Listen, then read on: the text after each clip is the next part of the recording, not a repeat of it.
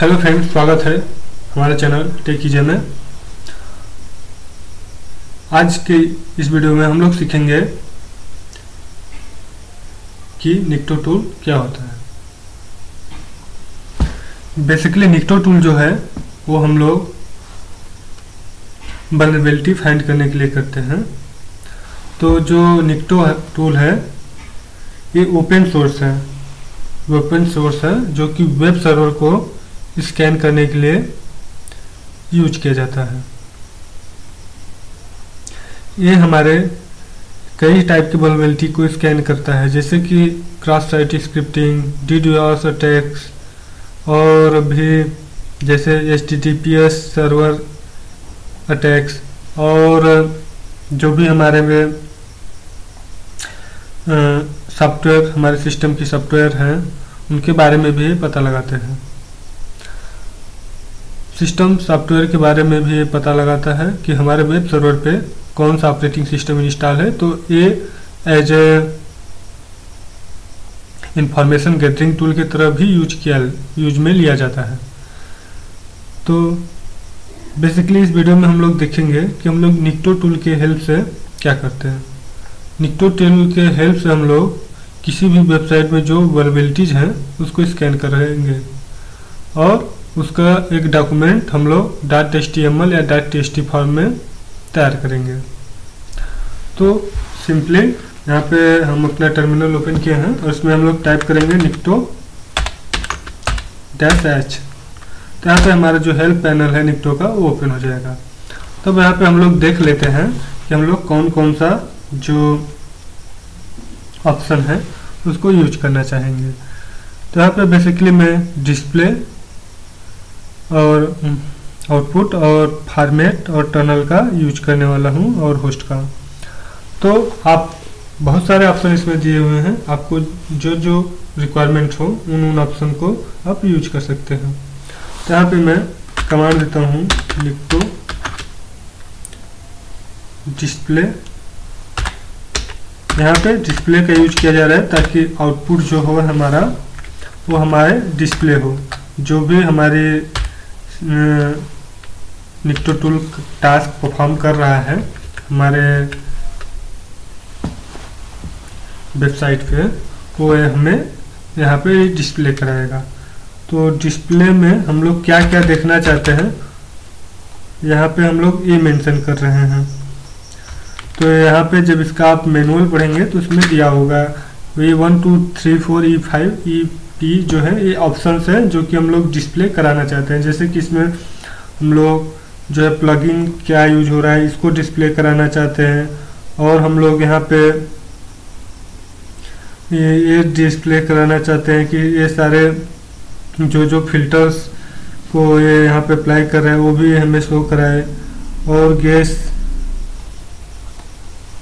करना चाहते हैं हम यदि इसका जो कि इसमें ऑपरेटिंग सिस्टम यूज हुआ है वो भी ये शो कराए, और हमें डिबग आउटपुट भी दे, और जितने भी HTTP या HTTPS एरर हैं वो भी हमें ये शो कराए। तो यहाँ पे हम लोग EP और S और V को भी यूज कर सकते हैं, जैसे कि कैपिटल S और कैपिटल V। यहाँ से कैपिटल S जो होगा स्क्रब आउटपुट देगा जितने भी IPs हैं उससे एसोसिएटेड जो भी IP होंगे, और यहाँ पे हम लोग डेटाबेस चेक भी परफॉर्म कर सकते हैं। तो उसके लिए हम लोग क्या करेंगे DB टैच देके DB चेक से ये क्या करेगा कि हमारे डेटाबेस को भी चेक करेगा। यहाँ पे हम लोग यदि किसी यूजर जो प्रायर यूजर जो कि उसमें लॉगिन होते हैं यदि उसको भी देखना चाहते हैं तो हम लोग यहाँ पे यूजर के लिए भी दे सकते हैं। आप सिंपली इसका मैनुअल देख सकते हैं ज़्यादा इंफॉर्मेशन के लिए। तो यहाँ पे मैंने डिस्प्ले मेंशन कर दिया कि मुझे क्या क्या डिस्प्ले करवाना है। उसके बाद यदि हम अपने आउटपुट को सेव करना चाहते हैं तो यहाँ -O मतलब आउटपुट, O फॉर आउटपुट। तो यहाँ पर हम लोग आउटपुट को हम रिपोर्ट 1 में रूट डायरेक्टरी के रिपोर्ट 1 नाम से और HTML फॉर्मेट में हम लोग सेव कराना चाहते हैं। तो मैं फॉर्मेट HTML यहाँ पे स्पेसिफाई करना होगा। तो यहाँ पे हम लोग फॉर्मेट जो है HTML यहाँ पे दे देते हैं। तो यहाँ पे हम HTML दे दिए, और यहाँ पे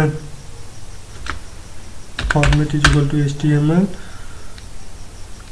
और हम लोग यहाँ पे ट्यूनिंग कर लेते हैं। अब बेसिकली ट्यूनिंग क्या करता है, जो भी टर्निंग जो है हमारे जो सॉकेट्स बनते हैं डिवाइस टू डिवाइस, जैसे कि यदि हम यहाँ से जो भी वेबसाइट को अगर स्कैन कर रहे हैं तो हम वेबसाइट से जब कनेक्ट होते हैं तो एक टनल के थ्रू होते हैं, तो ये जो है ये ऑप्शन इसको भी हम लोग इसमें डिफाइन कर सकते हैं। और यहाँ पे हम लोग डिफाइन कर लेते हैं इसे टर्निंग को हम लोग डिफाइन कर लिया है। इसमें भी हम लोग ऑप्शन दे सकते हैं, जैसे मैं 1 2 3 और BDE का यूज करने वाला हूँ, इसमें 1 2 3 BDE का यूज करने वाला हूँ। और हम लोग होस्ट को अपने डिफाइन कर लेते हैं। यहाँ पे हम लोग होस्ट का IP एड्रेस भी दे सकते हैं या होस्ट का डोमेन नेम भी दे सकते हैं।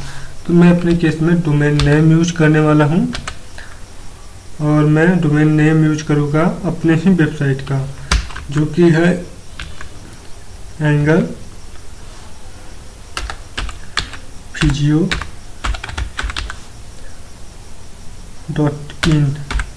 तो मैं यहाँ पे सारे ऑप्शन को मैं फिर से बता देना चाहता हूँ। ये निक्टो है, मतलब हम निक्टो टूल का यूज करना चाहते हैं और निक्टो टूल के अंदर हम लोग ये जो डिस्प्ले है ये हमें आउटपुट डिस्प्ले कराएगा हमारे करेंट जो टर्मिनल है उस पर। और यहाँ पे ऑप्शन है जो कि मैंने दिया हुआ है 1 2 3 4 EPSV।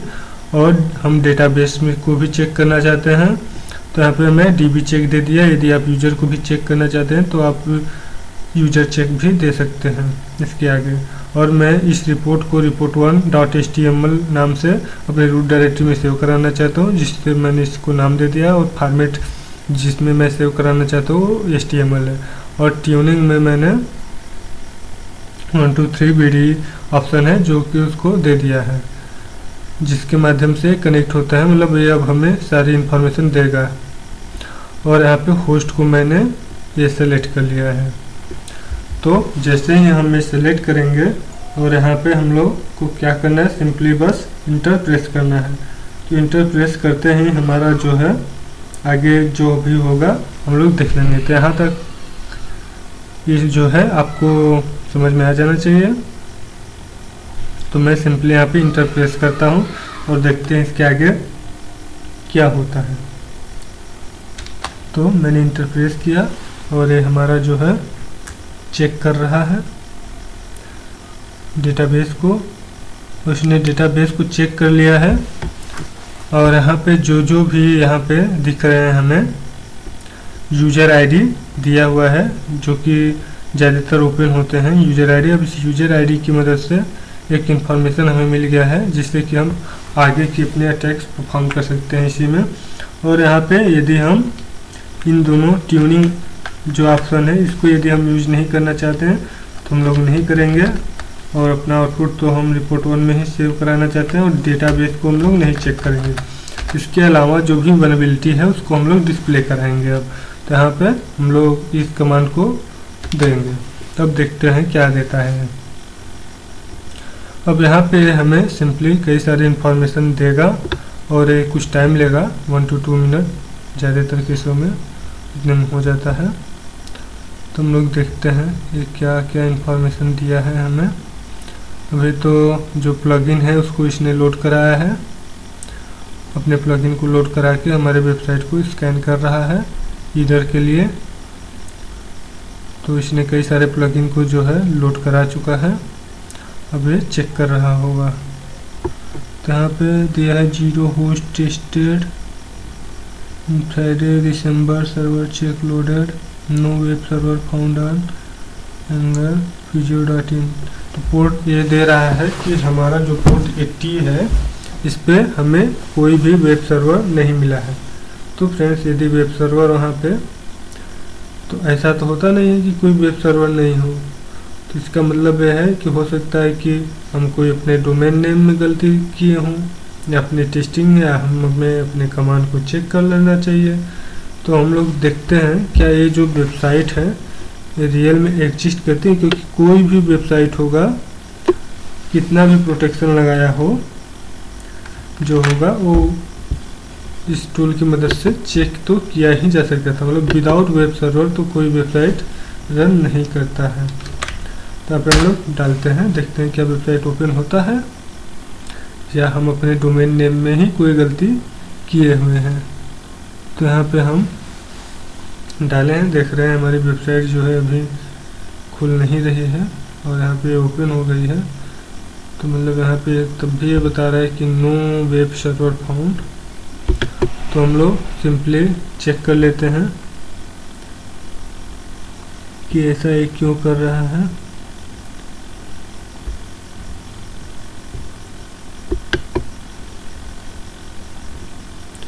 तो हाँ, यहाँ पे फ्रेंड्स हमें अपने आउटपुट फाइल को चेक करना था, मेरे भी दिमाग में नहीं है। यहाँ पे हो सकता है कुछ चीज़ें को डिस्प्ले वो नहीं कराया है, तो हमारे आउटपुट फाइल में डिस्प्ले ज़रूर कराया होगा। तो हम लोग चले जाते हैं अपने होम में और हम लोग देखते हैं अपने आउटपुट फाइल को report 1.html में। तो यहाँ पे मैं इसे ओपन कर लिया हूँ और देखता हूँ कि क्या दिया है। No web server found, scan summary जो दिया है इसमें कोई भी बता रहा है कि वेब सर्वर उस पर मिला ही नहीं। तो ऐसा कैसे हो गया फ्रेंड्स कि कोई वेब सर्वर ही नहीं मिला? ऐसा कुछ केसेस में होता है जबकि हम अपने जो डोमेन नेम सर्वर है उसके आईपी को हाइड किए हुए हैं या छिपा के रखे हुए हैं। अब ठीक इसी अटैक को हम लोग या इसी स्कैन को हम लोग परफॉर्म करेंगे दूसरे वेबसाइट्स में। जैसे मैंने ठीक यही चीज़ लिया है और यहाँ पे मैं कर देता हूँ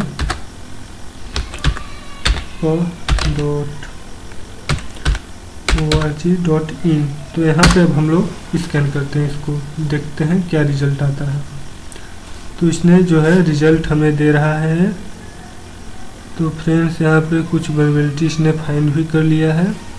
तो हम लोग सिंपली अटैक ये स्कैन परफॉर्म हो जाने के बाद हम लोग देखेंगे कि क्या हमें रिस्पॉन्स मिला है।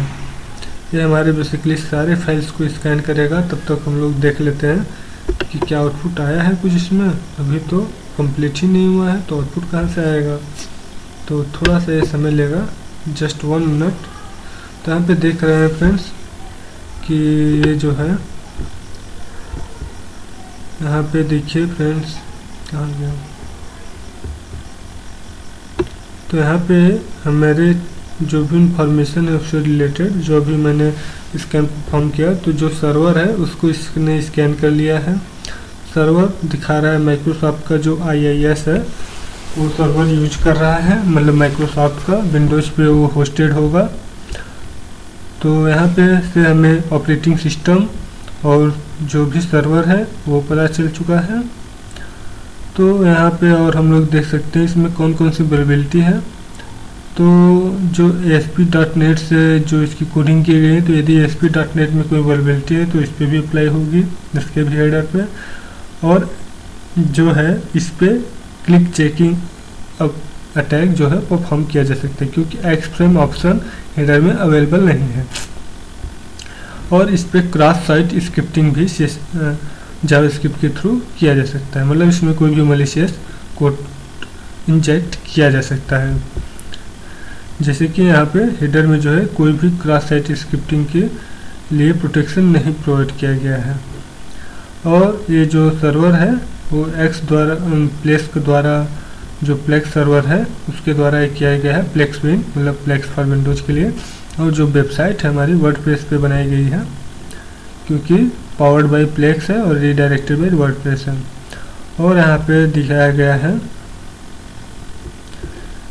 और भी यहाँ पे देखेंगे तो हम लोग नीचे जाएंगे तो बहुत सारी इन्फॉर्मेशन जो है ये पे दिया है कि रूट पेज जो है उसका ये है जो कि वायरल दिया हुआ है।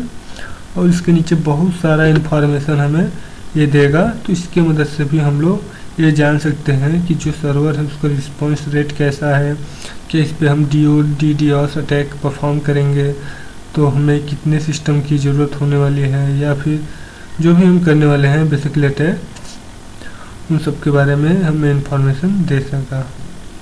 और यहाँ पे देखेंगे फ्रेंड्स अभी भी चलता जा रहा है। तो फ्रेंड्स और भी कई सारे जो वल्नरेबिलिटीज़ हैं इसको ये जैसे फाइंड करेगा। अभी देखिए एसक्यूएल डेटाबेस को ये स्कैन कर रहा है वेरिएबिलिटी फाइंड करने के लिए। तो बेसिकली जो 4-5 वेरिएबिलिटी है वो भी काफ़ी गंभीर वेरिएबिलिटी है, उसको इसने स्कैन कर लिया है। अब इसको एक्सप्लॉइट करने के लिए हम लोग अगले स्टेप में जो भी टूल्स हैं उसको यूज करते हैं। तो यहाँ पे 4-5 वेरिएबिलिटी जो है इसने तो अभी ढूंढ लिया है, उसके बाद भी अभी ढूंढेगा, काफ़ी समय तक ढूंढ सकता है जब तक कि ये पूरा स्कैन परफॉर्म न कर ले। तो जैसे क्रॉस साइट स्क्रिप्टिंग की वेरिएबिलिटी है, DDoS से प्रोटेक्शन नहीं है और क्लिक जैकिंग अटैक इसमें परफॉर्म किया जा सकता है। और भी जो है हेडर जो है कि ASP.NET का हेडर कुछ मिसिंग बता रहा है, तो उसमें भी कोड इंजेक्ट किया जा सकता है एक पेज से दूसरे पेज पे रिडायरेक्ट करने के लिए। तो यहाँ पे जो है सेशन हाईजैकिंग भी किया जा सकता है। तो फ्रेंड्स ये वेरिएबिलिटी जो है स्कैन किए गए, अभी भी ये स्कैन कर रहा है, तो ये काफ़ी टाइम तक स्कैन करने वाला है। इसकी सारी वेरिएबिलिटी यहाँ पे दिख जाएगी। तो फ्रेंड्स ये वीडियो आपको यदि अच्छा लगा हो तो हमारे चैनल को सब्सक्राइब और लाइक, इस वीडियो को लाइक ज़रूर करें। Thanks for watching friends.